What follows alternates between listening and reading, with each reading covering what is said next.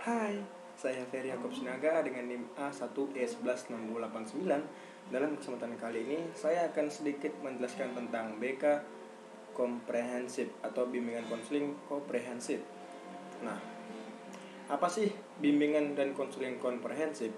Bimbingan dan konseling komprehensif diprogramkan untuk semua siswa, artinya bahwa semua peserta didik hukumnya wajib memperoleh layanan bimbingan dan konseling, sehingga image atau persepsi bahwa fokus bimbingan dan konseling hanyalah pada siswa yang bermasalah saja akan hilang.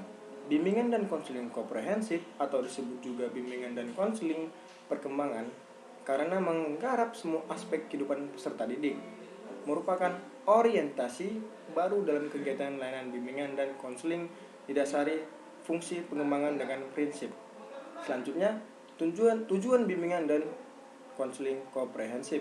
Yang pertama, merencanakan kegiatan penyelesaian studi, perkembangan karir, serta kehidupan di masa yang akan datang.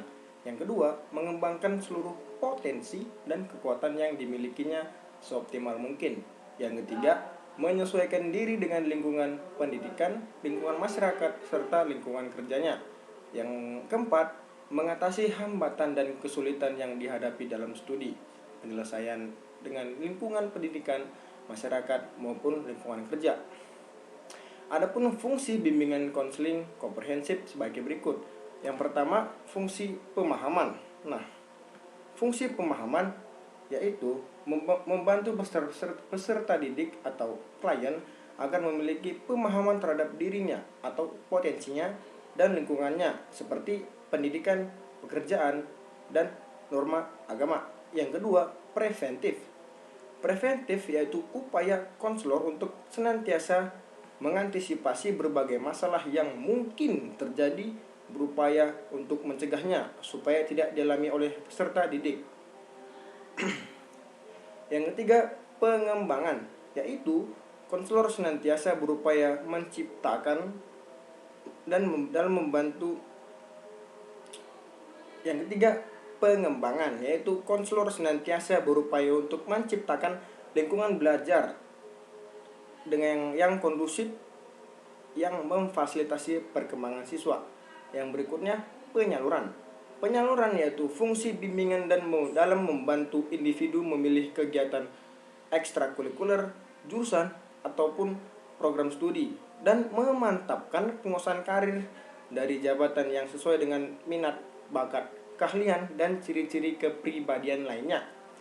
Yang berikutnya, adaptasi. Nah, adaptasi berfungsi membantu pelaksanakan pendidikan khususnya konselor, guru, atau dosen untuk mengadaptasikan program pendidikan terhadap latar belakang pendidikan, minat, kemampuan, dan kebutuhan individu. Yang terakhir, fungsi penyesuaian, yaitu fungsi bimbingan dalam membantu individu atau klien agar dapat menyesuaikan diri dalam dinamis dan konstruktif terhadap program pendidikan, peraturan sekolah, ataupun norma agama.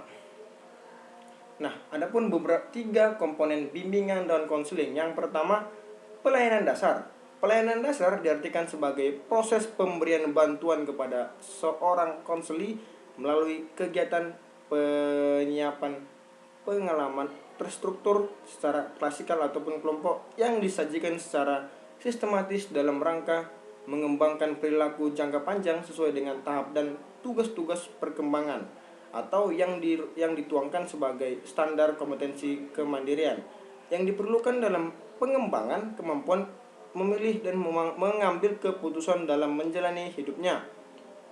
Yang kedua, ada pelayanan responsif. Pelayanan responsif sendiri merupakan pemberian bantuan kepada konseli yang menghadapi kebutuhan dan masalah yang memerlukan pertolongan dengan segera. Sebab jika tidak segera dibantu dapat menimbulkan gangguan dalam proses pencapaian tugas-tugas perkembangan. Yang terakhir, perencanaan individual. Nah, perencanaan individual sendiri diartikan sebagai bantuan konseli agar mampu merumuskan dan melakukan aktivitas yang berkaitan dengan perencanaan masa depan berdasarkan pemahaman akan kelebihan dan kekurangan dirinya, serta pemahaman akan peluang dan kesempatan yang tersedia di lingkungannya. Hanya sekian dari penjelasan saya. Saya ucapkan terima kasih. Semoga ilmu ini bermanfaat bagi kita semua. Jika ada salah kata dalam penyampaian ataupun dalam perkataan, saya mengucapkan mohon maaf. Saya Ferry Kopsnaga undur diri.